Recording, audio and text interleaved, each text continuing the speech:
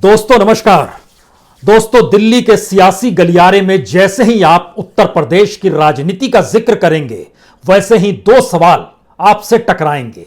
पहला सवाल तो यही होगा कि उत्तर प्रदेश के मुख्यमंत्री के जन्मदिन के मौके पर प्रधानमंत्री, गृहमंत्री या बीजेपी अध्यक्ष ने उन्हें बधाई क्यों नहीं दी, लेकिन राजनाथ सिंह ने खुले तौर पर बधाई क्यों दे दी।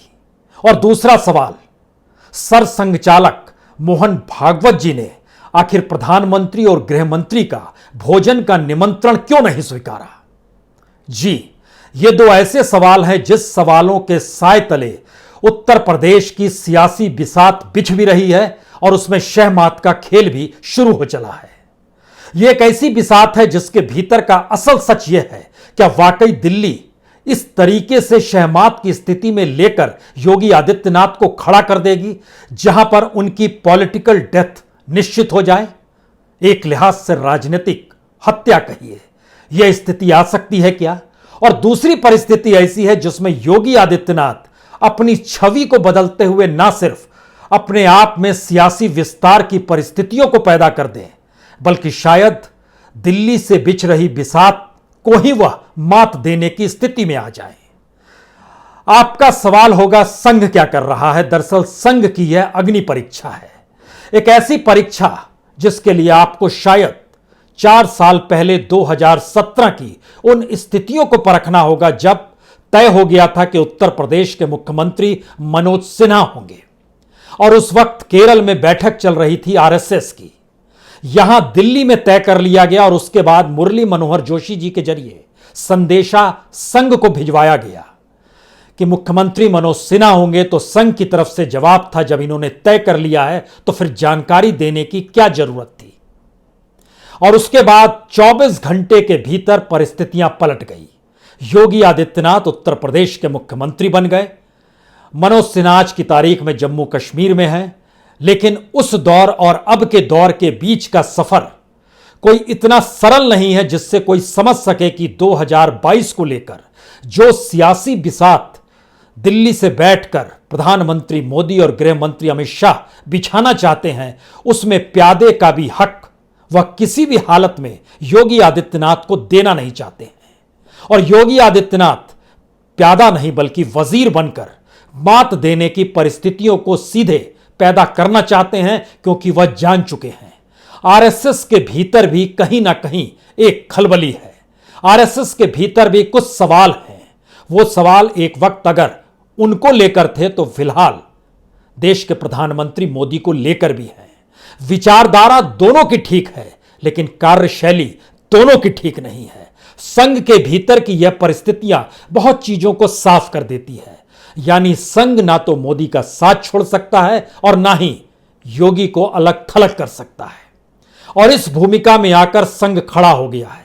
हमें लगता है कि आज चंद पन्नों को और खोलने की जरूरत है, क्योंकि इस बिसात पर जो जो प्यादे हैं, उन प्यादों के अक्स तले आखिर क्यों उत्तर प्रदेश में 2022 से पहले नरेंद्र मोदी सारी कमान अपने हाथ में चाहते हैं, जबकि यह हर कोई जानता है, चाहे वो जिले स्तर पर संगठन का निर्माण करना हो, योगी आदित्यनाथ से किसी ने नहीं पूछा।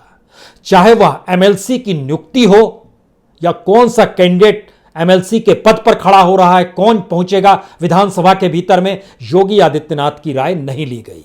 इतना ही नहीं, बीते दिनों राज्यसभा का जब मौका आया तो भी योगी आदित्यनाथ की कोई राय नहीं ली गई।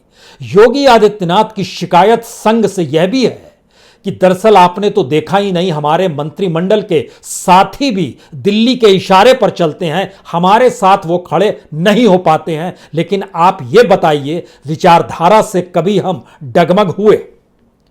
लेकिन सवाल विचारधारा से आगे नरेंद्र मोदी की सियासत ने खड़ा कर दिया है।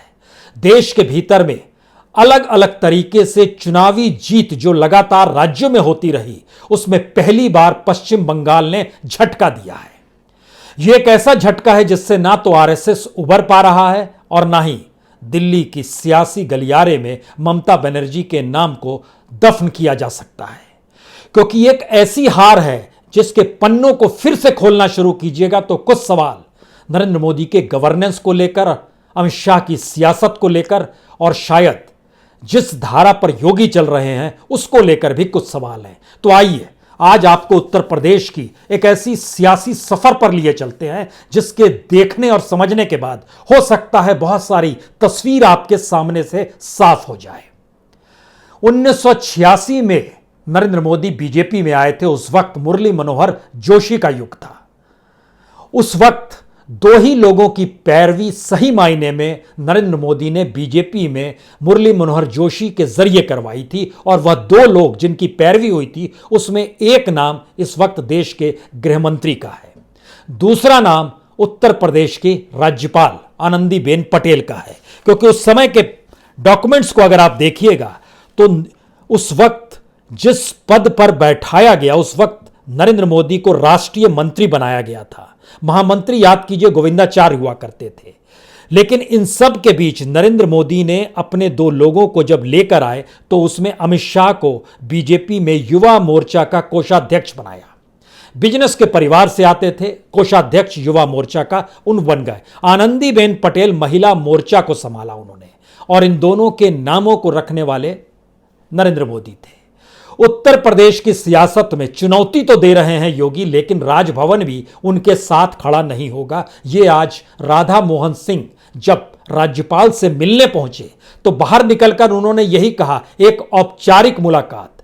लेकिन इसके पीछे की बिसात दो स्थितियों को बहुत साफ दिखाती है। पहला, चलेगी तो दिल्ली की चलेगी। दूसरा, मंत्रिमंडल विस्तार जो होगा उसमें भी सारे नाम दिल्ली से ही आएंगे।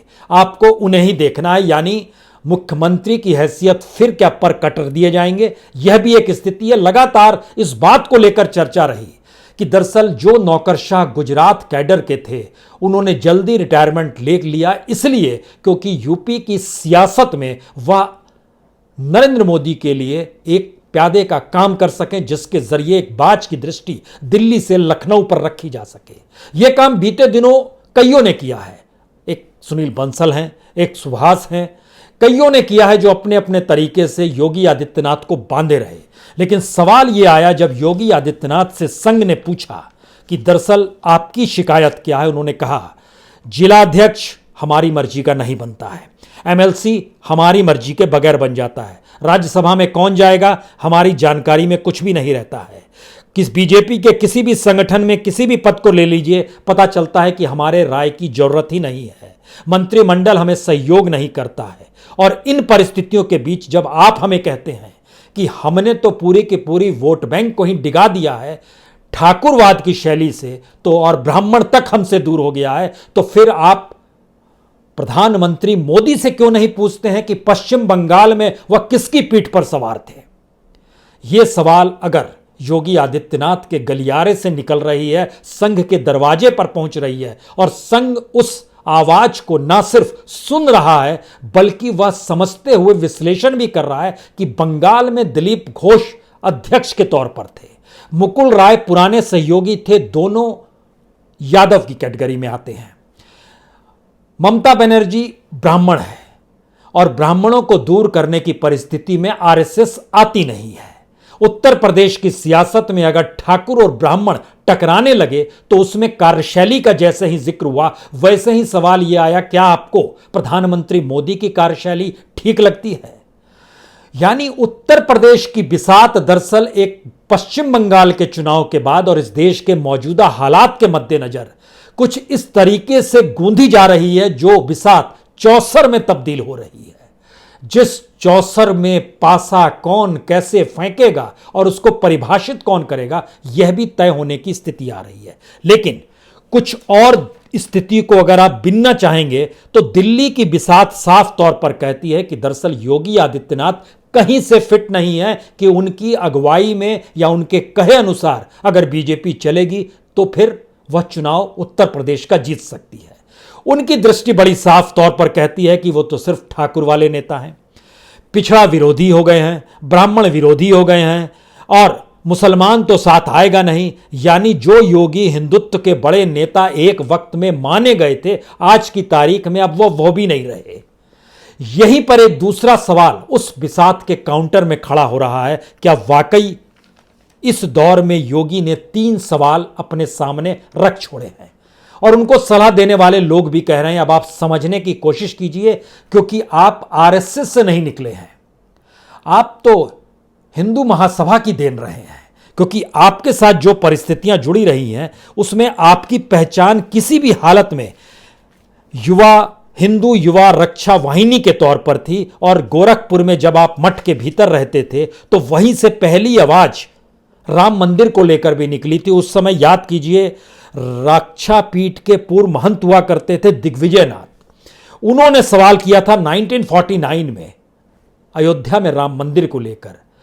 आरएसएस तो 1964 में विश्व हिंदू परिषद बनाने के बाद आई, लेकिन उसके बाद भी जो हिंदू महासभा के भीतर का सवाल दिग्विजय नाथ के बाद महंत अवधनाथ ने उठाया। और याद कीजिए 1989 में जब उन्होंने धर्म संसद में अयोध्या का सवाल उठाया था और उनके शिष्य के तौर पर योगी आदित्यनाथ की मौजूदगी थी। इसीलिए जो लोग तुलना कर रहे हैं कि दरअसल योगी आदित्यनाथ की नहीं चल पाएगी, क्योंकि जब कल्याण सिंह की नहीं चल पाई तो इनकी क्या चलेगी, तो यह समझना चाहिए कल्याण सिंह हिंदू महासभा की देन नहीं, और हिंदू महासभा संघ की तुलना में कहीं ज्यादा कट्टर संगठन के तौर पर उसकी पहचान आज से नहीं सावरकर के दौर से रही हुई है।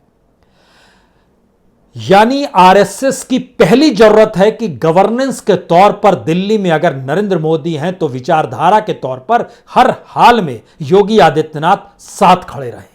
और दिल्ली चाहती है कि योगी आदित्यनाथ उनके इशारों पर नाचे। योगी आदित्यनाथ चाहते हैं कि उनके अनुकूल अगर परिस्थितियां बना दी जाएंगी तो उत्तर प्रदेश भी जीत जाएंगे और विचारधारा के साथ हमारी कार्यशैली भी ठीक हो जाएगी। लेकिन कार्यशैली तो तभी ठीक होगी जब जिन लोगों की नियुक्ति दिल्ली से की जा रही है वो हमें सहयोग करें।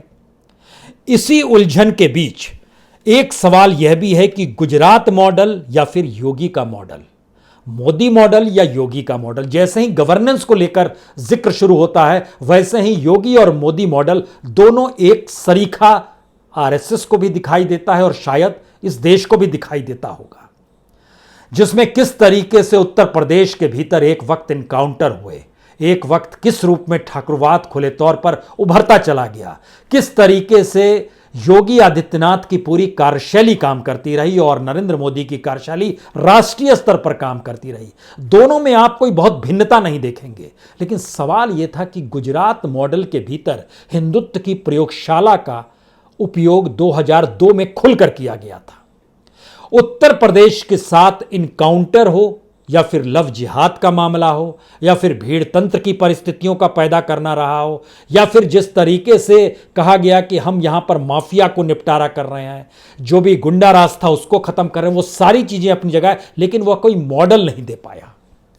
यानी बीते 4-4.5 बरस में कोई योगी मॉडल उभर कर इतना ही बार आया कि योगी मॉडल ने हर बोलने वाले शख्स को खामोश कर दिया। और यह परिस्थिति से आरएसएस खुशी है, उसके भीतर कोई सवाल नहीं है, क्योंकि इन सब स्थितियों के भीतर का एक अनूठा सच यह है कि 2017 तक योगी को मोदी और दिल्ली का सियासी गलियारा भी फ्रिंज एलिमेंट मानता था, लेकिन आरएसएस ने उसी फ्रिंज एलिमेंट को गद्दी सौंप दी।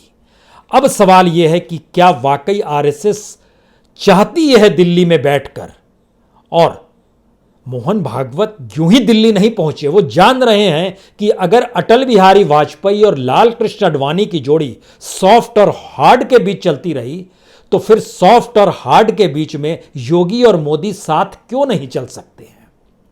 इस लकीर को खींचने का प्रयास भी आरएसएस अपने तौर पर कर रही है, क्योंकि जिस जोड़ी को यह देखा गया कि मोदी और अमित शाह की जोड़ी, यह दोनों की जोड़ी गुजरात से आती है, और गुजरात को लेकर गंगा पे कितना भरोसा गुजरातियों का है, इसको लेकर संघ के भीतर भी कई तरह के सवाल हैं। आज उन सवालों का जिक्र नहीं करेंगे, लेकिन इन परिस्थितियों का जिक्र जरूर होगा कि अपने तौर पर जो वोट बैंक की परिस्थिति बना रहे हैं खुद योगी आदित्यनाथ और जो बीजेपी सोच रही है उसमें भयानक अंतर है। भयानक अंतर का मतलब यह है कि बीजेपी को संभाले हुए पन्ना प्रमुख से लेकर जिला अध्यक्ष तक की नियुक्ति दिल्ली के जरिए और खास तौर से कह सकते हैं अमित शाह के जरिए जो हुई, उनकी दृष्टि में अभी भी योगी आदित्यनाथ नहीं समझ पाए कि पटेल का क्या महत्व है, प्रजापति का क्या महत्व है, बनिया का क्या महत्व है, विश्वकर्मा का क्या महत्व है, मौर्य का क्या महत्व है, इन सारी चीज़ों का क्या महत्व है। लेकिन वहीं पर एक दूसरा सवाल योगी आदित्यनाथ का गलियारा खड़ा करता है। यह ओबीसी की राजनीति के जरिए एक वक्त देश संभाला जा सकता है, लेकिन ओबीसी की राजनीति उत्तर प्रदेश में नहीं चलेगी। आपको उससे हटकर चीजों को साधना सीखना होगा। तो क्या यह माना जाए कि नरेंद्र मोदी और अमित शाह अभी तक ओबीसी की सियासत के जरिए कुछ को डराकर, कुछ को खरीदकर और कुछ को अपने हिसाब से आने वाले वक्त में सुविधा देने की परिस्थितियों के साथ जोड़ते चले गए? और शायद इसीलिए जिनकी नियुक्ति उत्तर प्रदेश की सियासत में हुई, उस सियासत ने सिर्फ अपने तौर पर योगी को ठाकुरवादी नेता के तौर पर ही स्थापित कर दिया। लेकिन दोबारा लौटिए कि जो है दत्तात्रेय होसबोले हों, चाहे वो बीएल संतोष हों, चाहे राधा मोहन सिंह, आज जब मुलाकात की उन्होंने, इन तमाम परिस्थितियों को जब आप आरएसएस के भीतर से टटोलना शुरू कीजिएगा तो योगी का साथ किसी ने नहीं छोड़ा है, यानी उनकी कुर्सी को खतरा नहीं है। सवाल यह कि क्या वाकई अरविंद कुमार शर्मा, जो नौकरशाह उत्तर प्रदेश के जाति के लिहाज से भूमियार, जो भूमियार ब्राह्मण लिखते थे, उसको गुजरात में ब्राह्मण समझा गया और वहां से जब यहां लाया गया तो कहा गया इनको डिप्टी सीएम बना दीजिए, और दूसरी तरफ से आवाज आई कोई डेमोक्रेसी नाम की चीज होती है या नहीं होती है, या फिर पैराशूट से उतार कर राज्य में आप मुख्यमंत्री और डिप्टी सीएम बनाएंगे। जाहिर है आरएसएस ने भी इसे पसंद नहीं किया और कहा यह कैसे हो जाएगा। सवाल यही सबसे बड़ा हो चला है कि अब जब सीधी चुनौती योगी आदित्यनाथ ने दिल्ली की उस राजनीति को दे दी है, जिस राजनीति ने बीते 4 साल में उत्तर प्रदेश के भीतर फंडिंग को अपने हाथ में रखा, पॉलिसीज को अपने हाथ में रखा, मिनिस्टर्स को अपने हाथ में रखा, ब्यूरोक्रेसी को अपने हाथ में रखा। इन परिस्थितियों के बावजूद भी योगी आदित्यनाथ, चाहे वो महामारी के दौर में जिला जिला घूम रहे थे या फिर जिस तरीके से वह काम करते रहे, क्या उसको नकारा जा सकता है या खारिज किया जा सकता है? क्योंकि विचारधारा तो लखनऊ में भी अपनाई जाती है, जैसे दिल्ली में अपनाई गई धारा 370 को लेकर, ट्रिपल तलाक को लेकर, इन सारी चीज़ों को लेकर, या अयोध्या में राम मंदिर को लेकर विचारधारा तो यहां भी थी, लेकिन कार्यशैली ठीक नहीं है। यहां भी कट है, वहां भी कट है, वहां भी लोगों से कट चुके हैं, यहां भी लोगों से कट चुके हैं, और शायद यही एक स्थिति है जिसमें सहयोग और सबको साथ लेकर चलने की परिस्थितियां गायब हो गई है। इसीलिए इस बिसात में क्या किसी एक को गिरना होगा? क्या वाकई योगी आदित्यनाथ को झुकना होगा? क्या वाकई नरेंद्र मोदी अपनी सियासत को लेकर वापस पोटली बांध लेंगे? ये सारे फिलहाल सवाल हैं, लेकिन सवाल यह है कि ये सवाल लंबे चल नहीं सकते हैं। इनका रास्ता और समाधान दोनों तुरंत चाहिए, क्योंकि सितंबर अक्टूबर तक आते आते चुनावी घमासान राज्य में शुरू हो चला होगा। और यह हर कोई जान रहा है कि मौजूदा स्थितियों में बीजेपी की स्थिति बहुत नाजुक है। उस नाजुक स्थिति को एट पार तभी खड़ा किया जा सकता है जब घोषित तौर पर समाजवादी पार्टी सिर्फ यादवों की पार्टी बन जाए, कांग्रेस पार्टी सिर्फ गांधी फैमिली की पार्टी बन जाए, और मायावती आज की तारीख में तो है नहीं। एक वक्त 206 विधायक हुआ करते थे, लेकिन आज की तारीख में तो 11 विधायकों को जब निकाल दिया तो 6 विधायकों पर आकर टिक गई हैं। तो वहां तो लाले पड़े हुए हैं, और उनकी मौजूदगी के पीछे कभी सीबीआई और ईडी तो आ ही जाएगी। ये सारी परिस्थिति बतलाती है कि उत्तर प्रदेश में सियासी गद्दी साधने के लिए जाति और समीकरण बेहद महत्वपूर्ण रहेंगे, और उसके एट पार वो गवर्नेंस महत्वपूर्ण रहेगी, जिस गवर्नेंस को सफलता तब मिल सकती है जब उस गवर्नेंस के ना रहने पर लोग डरने लगे, जैसे बिहार में हुआ। नीतीश कुमार यही डराते रह गए कि लालू की सत्ता की मौजूदगी आपको 90s में ले जाएगी, लेकिन क्या वाकई यहां पर यह परिस्थिति पैदा हो सकती है? क्योंकि यहां तो दर्द मुजफ्फरनगर के दंगों से ज्यादा बुरी स्थिति में लाकर गंगा के तट पर पड़े शवों ने खड़ा कर दिया। इस स्थिति ने लोगों के मनोबल और उम्मीद दोनों को डिगा दिया है। शायद यही वजह है कि दिल्ली से पैराशूट के जरिए जिस अरविंद शर्मा को भेजने की तैयारी है, वह पार्टी लोकतंत्र ही उसकी इजाजत नहीं दे रहा है। और सवाल यह है कि दिनेश शर्मा की कुर्सी जाएगी या केशव प्रसाद मौर्य को हटा दिया जाएगा, या स्वतंत्र देव की जगह केशव। ये तमाम छोटे छोटे घटनाक्रम है जिसके अक्स के भीतर में एक तरफ नरेंद्र मोदी है और दूसरी तरफ योगी आदित्यनाथ है। यहीं से उस मॉडल की शुरुआत होती है, जिस मॉडल के भीतर का अनूठा सच यही है कि योगी अगर ब्राह्मणों के खिलाफ नजर आए तो नरेंद्र मोदी भी ब्राह्मणों के खिलाफ ही नजर आए। आरएसएस इसे बाखूबी समझ रही है। अगर योगी ठाकुरवाद की राजनीति में सिमट कर रह गए तो नरेंद्र मोदी भी अपने तौर पर ओबीसी की सियासत में सिमट कर रह गए। फिर वही स्थिति बन रही है। अगर विचारधारा का जिक्र है तो विचारधारा से ना तो मोदी डिगे ना योगी डिगे, फिर वही स्थिति है। तो दोनों में से शहमात की परिस्थिति में क्या वाकई किसी की मात होगी, या फिर धीरे धीरे 2014 के बाद से इस देश के भीतर में और बीजेपी के भीतर डेमोक्रेसी का जिक्र जरूर है, लेकिन वह पूरी तरीके से ऑटोक्रेटिक वे में चलती है। और ऑटोक्रेटिक मानसिकता जब पार्टी के भीतर आ जाएगी तो सवाल यह नहीं बचेगा कि कौन सही है कौन गलत, किसकी चलेगी और नहीं चलेगी। यही परिस्थितियां दिल्ली की मानसिकता में आज की तारीख में समा गई है। शायद इसीलिए दिल्ली में जब मोहन भागवत जी को भोजन का निमंत्रण दिया गया तो उन्होंने बोला स्वास्थ्य ठीक नहीं है, अभी भोजन नहीं करेंगे, और निमंत्रण नंबर 1 और नंबर 2 की तरफ से था। यही वो स्थिति है जिसमें योगी आदित्यनाथ अपने तौर पर जब वहां पर दत्तात्रेय होसबोले पहुंचे या बीएल संतोष पहुंचे, कोई पहुंचे, उन्होंने जो पूरी फहरिस्त गिना दी और बताया कि अगर आप रहते तो आप तो 4 साल भी नहीं चल पाते, आपको तो चलने दिया ही नहीं जाता, गवर्नेंस आपकी नहीं, पैसा आपकी नहीं, फंडिंग आपकी नहीं, पॉलिसी आपकी नहीं, तो आप कैसे चल पाते। सवाल यहीं से सबसे बड़ा निकलता है, क्या वाकई गांधीनगर से दिल्ली तक का रास्ता तो नापा जा सकता है, लेकिन अगर बीच में लखनऊ खड़ा हो जाए तब फिर दिल्ली क्या 2024 को देखने की स्थिति में आएगा या नहीं आएगा। दूसरा सवाल, क्या वाकई दिल्ली की सियासत ने अपने आप को इतना पुख्ता कर लिया है जहां पर योगी नहीं तो फिर राज्य भी नहीं, और उसके आने वाले वक्त में हम 2024 का चुनाव देख लेंगे। क्या वाकई ऐसी स्थिति आ गई है। और तीसरी परिस्थिति यह है कि क्या वाकई योगी आदित्यनाथ जिन 3 सवालों से जूझ रहे हैं, उन 3 सवाल अगर योगी आदित्यनाथ ने अपना लिए तो फिर उनके लिए बहुत अनुकूल स्थिति हो जाएगी। पहली यह है कि मोदी की छवि होगी, योगी की छवि तले दब जाएगी। क्या मोदी की छवि योगी की छवि तले दब सकती है? नहीं दब सकती है तो क्या योगी अपनी छवि को बदलते हुए मोदी की तर्ज पर अपनी सियासत का विस्तार करेंगे, गवर्नेंस के तौर तरीके बदलेंगे, जैसे गुजरात मॉडल पीछे छोड़कर नरेंद्र मोदी दिल्ली और देश के एक नए मॉडल की दिशा में बढ़ गए।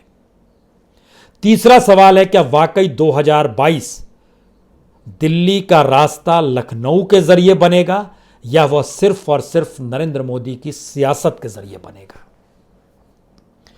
क्योंकि पश्चिम बंगाल ने जो डेंट किया है उसने कई सवालों को जन्म दे दिया है। ममता बनर्जी ब्राह्मण, ममता बनर्जी ईमानदार, ममता बनर्जी सादगी का प्रतीक, ममता बनर्जी संवाद, लोगों के संवाद और शब्दों से जुड़ा हुआ, यानी हिंदी पट्टी में राहुल गांधी रहे हों या फिर दूसरे कोई नेता हों, शब्दों को उस रूप में उपयोग नहीं ला पाए जैसे नरेंद्र मोदी ले आए। लेकिन यह जादू 10 साल तक चल गया, 10 साल 2024 तक चलेगा ही।